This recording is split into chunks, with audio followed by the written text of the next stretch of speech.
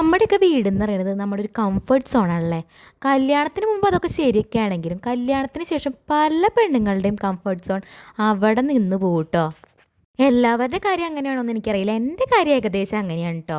Comfort zone എന്ന് പറയുമ്പോൾ പലർക്കും പലതായിരിക്കും കേട്ടോ. ഞാൻ ഉദ്ദേശിക്കുന്നത് ഒന്ന് ലേറ്റായി എഴുന്നേൽക്കാനും പിന്നെ നമുക്ക് തോന്നുമ്പോൾ പുറത്ത് പോയി ഒന്ന് ചില്ലടിച്ച് വരാനും ഇടയ്ക്കൊക്കെ പുറത്ത് പോയി ഫുഡ് കഴിക്കാനും ഫുഡ് ഓർഡർ ചെയ്യാനും അങ്ങനെ അങ്ങനെ ചെറിയ ചെറിയ ചില കാര്യങ്ങൾ.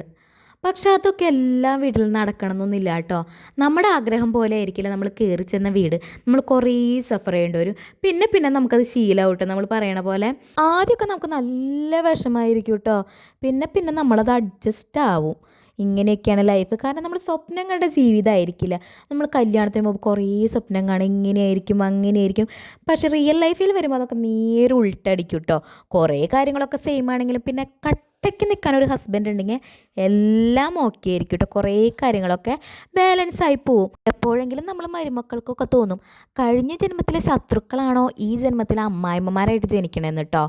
കാരണം ചില സമയത്ത് നമ്മൾ അത്രയ്ക്ക് സഫർ ചെയ്യേണ്ടി വരും അവരിൽ നിന്ന്. പക്ഷെ അതൊക്കെ നമ്മൾ തരണം ചെയ്യും നമ്മുടെ മക്കൾക്ക് വേണ്ടി നമ്മുടെ ഹസ്ബൻഡിന് വേണ്ടിയൊക്കെ നമ്മൾ കഥ പറഞ്ഞ് നേരം പോയത് അറിഞ്ഞില്ല കേട്ടോ.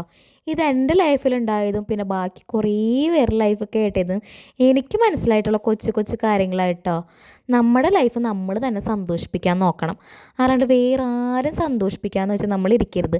നമ്മുടെ ലൈഫ് അങ്ങനെ തീർന്നു പോകട്ടോ.